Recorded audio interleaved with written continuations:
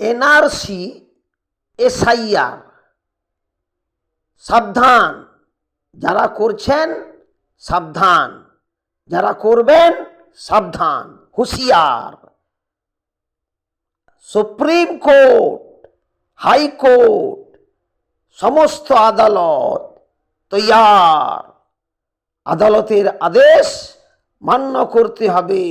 হে ভারত সরকার, হে পশ্চিমবঙ্গ সরকার, আদালতের আদেশ মান্য করতে হবে। হে ভারত সরকার, হে পশ্চিমবঙ্গ সরকার। NRC, SIR.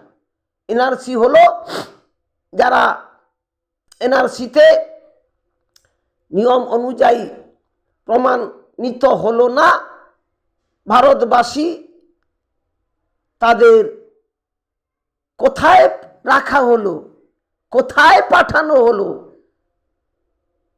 সেই ভারতবর্ষে রাখা হলো। একরকম কারাগারের মধ্যে।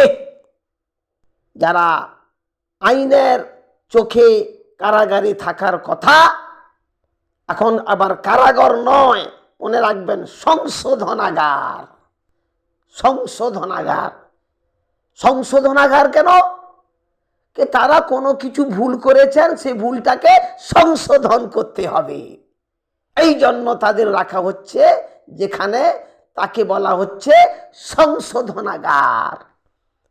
আর যারা এনআরসিতে নিয়ম অনুযায়ী প্রমাণিত হচ্ছে না ভারতবর্ষে ফ্রিতে থাকার জন্য, ফ্রি মানে বুঝতে পেরেছেন? মানে কোনো তাকে আইনের আওতায় রাখা হবে না, ফ্রিতে রাখার জন্য। সেটা আবার কোথায়?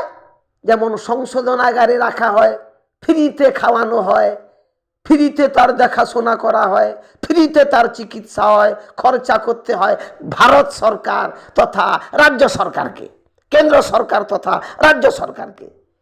আর এটা ওই রকম একটা ডিটেনশন ক্যাম্প। এনআরসিতে যারা নিয়ম অনুযায়ী বৈধ হলো না, তাদের রাখা হবে ডিটেনশন ক্যাম্প। খরচা কার? খরচা কার গো? খরচা সরকারের। বড়ই লাভ করছেন সরকার। তারা এমনি ছিল দেশের মধ্যে, খাটাখাটনি করছিল, নিজে রোজগার করছিল, নিজে খাওয়া দাওয়া করছিল, নিজে থাকছিল। ইনি দয়া দেখাচ্ছেন, তাদের রাখছেন ডিটেনশন ক্যাম্পে।